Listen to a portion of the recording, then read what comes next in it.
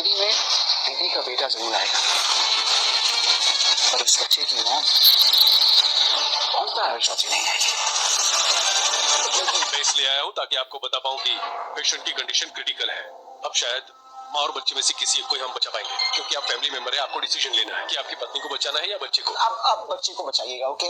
अब माँ की जान चली जाए तो हमें फर्क नहीं पड़ता, बच्चे को बचाना बहुत ज्यादा जरूरी है। सो जिस गो दैट, चाहे उसकी कीमत माँ की जान से क्यों ना देनी पड़ जाए।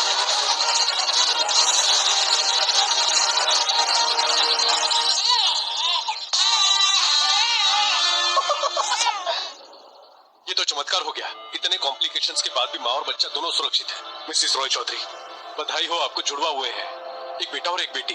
दोनों बच्चों को क्लीन करके इनके सामने ले आइए और आप इनको शिफ्ट कर दीजिए जनरल रूम में, ठीक है? उनकी कंडीशन थोड़ी सी वीक है। Hi, my name is Rahul Sudhir and you're watching me